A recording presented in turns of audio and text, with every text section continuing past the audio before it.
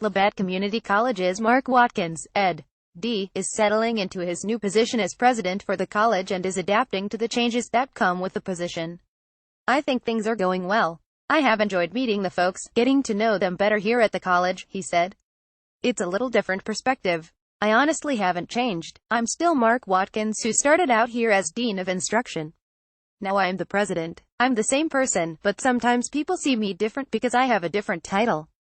So conversations change a little because we have a different perspective than before." Working as Dean of Instruction beginning in 2012, Watkins was working with curriculum and faculty and focused on what happens in the classroom and what happens with curriculum and teaching strategies, so the focus had been internal. Now conversations are not highly focused on identity, who we are as a college, or what happens in the classroom in providing an education for the students, he said. "My focus has switched to being a little more external to the college. My focus is more towards image or reputation of the institution. Of course, the identity is important, that is who we are, but how people see us and perceive us is a bit more challenging. So as part of that, I'm going to go out and will be traveling in the two-county service area of Labette County and Cherokee County and talk to the people as a way of taking stock of their perceptions of the college. The information collected from his conversations with the communities will help provide direction as the college moves forward. I'd like to get the perspective of the external constituents, those supporting the college from outside the college. I'd also like to get the perspective of the students. We do have surveys periodically to see what the students are thinking, and, of course, there are the employees, too.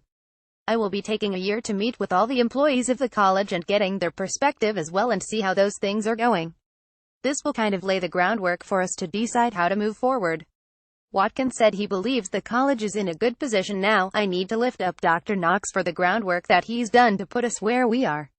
We are indebted to his work and his dedication to the college and wanting to do what he could to help students and the community," he said. "There is always work to be done to move forward, adapt to changes and demands and improve." Watkins said he has been developing a hierarchy of strategic intent, a blueprint of plans shaped like a pyramid, where the vision is at the top. Below is the mission that supports the vision, and then you have the goals that are set up from 1 to 5 years, or more long-term in nature. Under that are objectives, short range, what's occurring within the year. Under the objectives are the individual plans and projects that take place within the institution.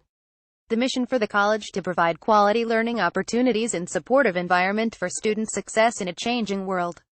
The way I envision us supporting the mission is through 5 different core values we have published and printed all over the campus. It better defines the mission statement, Watkins said. Our vision, of course, is what do we envision this institution to look like in the distant future, like in 5, 10, 15 years. These kind of give us a direction or path to accomplish the vision or path for the institution. In my opinion, there are 2 main parts for a public community college: to provide quality learning opportunities for the students in a supportive environment, and also what can we do to provide support for our supporting communities. The college looks at what it can do to help educate students and graduate students who can enter the workforce and provide support for businesses that support it. One way of looking at it is that we are an economic development engine or drive, Watkins said. We need to have qualified workers so that businesses can fulfill their mission. So, we need to work hand in hand with them in order to do that. That is very, very important as a community college. We're also wanting to be interconnected in the support of the greater communities. I am open to allowing the college campus and facilities to be used by the community, because the more that we can get them here on campus, the more that we develop a good relationship where they will be more likely to support us. Watkins encourages faculty to get out into the community and interact through various civic organizations or churches, so the college has a good combination of the community coming to it and its people going out to the community to develop those relationships. Because frankly, we could not exist, and we would not exist, if it was not for the support of the greater community, Watkins said. Of course, greater community expands to the county, because we receive county funds to provide financial support for us. With that financial support comes responsibility of knowing potential students and who they are going to be in the future to provide an education for them to meet with success, and in turn making the community a success. One of the best opportunities for that is for the college to go into the schools and offer concurrent credits, developing connections with potential students, or taking additional courses online. We need to know their needs and how they obtain their information. So where you and I went to the school and sat in a classroom and received information from the teacher isn't necessarily the same way that their future students will be receiving information. So we need to adjust on how we can address those modes of delivery, so we do more online, Watkins said. We also have what I refer to as interactive distance learning IDL. So, for example, we will have classes here, where the instructor is here on campus, and we may have, at the same time, students attending the same class at the Cherokee Center, so they are attending virtually. So we have a camera in the classroom so it can be seen at the Cherokee Center. I think last year, each semester, we were offering about 15 to 20. That was one of my goals as Dean of Instruction. It helps us in more than one way. It helps provide greater access. We're about access. We want students to be able to obtain a post-secondary education. That's who we are. That's one reason why the institution was founded back in 1923 with Dr. Reese Hughes, was to provide educational access to students after high school. I still believe in that principle today, in providing access and also providing the additional support for students to be successful in their community college endeavors. Whether students attend to complete classes to progress to a 3-year institution, or seek a certificate to enter the workforce, or continuing education or training for the workplace, or just to take a personal enrichment class, the college works to meet the needs. Expanding online offerings in recent years has improved access to students in the service area and elsewhere. Competing with 2 universities and 9 community colleges within a radius of about 75 miles, LCC is locked in politically, so one way to attract students outside the area is by offering distance learning. So we will have students taking classes from the 4-state area, and our outreach on extreme cases goes international. So we've had students from Great Britain or China taking our classes, not very many, but a few, and there is a potential for more. So that's exciting. On the other hand, everyone else is doing that, too. It's still very competitive, Watkins said, noting they are considering other delivery modes for the future. But we believe that we offer a good value for the services that we provide, a post-secondary education. We are less expensive than the universities, so that value is very important. When he first came to this position, he tried to do some research to find out perspectives and why the college is where it is. Dr. Reese Hughes commented in the 30s, when we were going through the Depression, that if it hadn't been for Parsons Junior College, which is what we were then, he suggested 3 out of 4 students would not have had access to post-secondary education, Watkins said. I see it the same way today. The Kansas State Department of Education has on their website different kinds of demographics about their K-12 student population. One refers to free reduced lunch programs, or students receiving additional subsidies to help pay for their school lunches. They have identified roughly half of the students in Kansas are on free and reduced program. For those of us in southeast Kansas, we are in a low socioeconomic area, and roughly 75% of the students in southeast Kansas are on free and reduced lunches. So if one were to equate the number of students on free and reduced as being marginalized or financially disadvantaged, then perhaps it could be equated to the number of students during the 30s.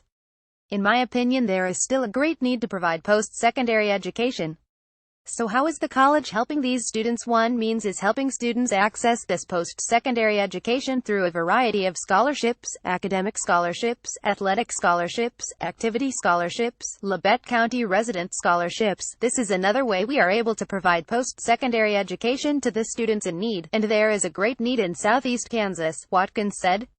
My way of looking at the community college and how it provides support for the local communities of southeast Kansas is one in which we all benefit, even if we're not a student of the community college, even if we don't have a son or daughter in the community college, or a grandson or granddaughter in the community college. We all still benefit. It's more of an investment to the members of Labette County who are providing the taxes than it is an expense. If someone breaks a leg and ends up going to the hospital, there is a good chance that the nurse providing care is a graduate of the LCC nursing program. The person taking an X-ray of the leg could possibly be a graduate of LCC's radiography program. In addition, the nurse is probably going to be looking at records that are maintained by a graduate of the college's office technology medical assistant area. Even with no ties to the college, the patient would derive a benefit from the college. Watkins said he benefited from a graduate of LCC when his mother was in Neosho Memorial in Chanute being treated for lung cancer. Near the end, she struggled to breathe from fluid buildup on her lungs, and it was a respiratory therapist from LCC who gave his mother breathing treatments to provide relief so she could breathe more deeply for a little while longer. So the outreach goes beyond our county borders, he said. They are in Springfield, Missouri. They are in Chanute, and they are going all out. We are, in a sense, proving a mechanism, or a means, or an economic development engine, giving back to society. It's what we do here by providing support to the community college. Graduates fill job positions at various levels of business throughout the community, southeast Kansas and beyond, impacting the lives of local and area residents. The income they are earning while they are out filling positions at the hospital, or wherever they are, they will turn around and spend those funds at the local supermarket, at the local shops, and those funds, according to the economic drivers, turn over an average 6 or 7 times, depending on how much money they spend versus what they save, and it generates millions of dollars. Because of the money spent, the stores are able to continue to do business and maintain inventories for someone to go in and buy what they need. It's just such an economic driver, Watkins said of the college, and we provide so much help for the constituents of Southeast Kansas. He said having a good understanding of those principles keeps him coming back to work and he enjoys what he does. My parents instilled that I need to be a contributor to society. The privileges I've been afforded because of the opportunities of higher education and all. It's a privilege to be able to do this and work with good people, he said. And it's not me. I'm a culmination of the contributions of the people in my life. They've all molded me and helped me to develop an understanding and the belief and perceptions that I have. It's a combination of all those people and, of course, the foundation for me is my faith in God. Watkins said the college and its faculty and staff will be working to serve the community to the best of its ability and molding students to do the same so they can meet with success. That's what makes us special is our family atmosphere in this institution. They care about the students, Watkins said. In my opinion, the foundations to being a good educator are to love and care for the students. Without that passion for their students, the students won't be as successful and, frankly, if an instructor doesn't have the love and compassion for students that come to them in need, they should probably be getting out of the profession.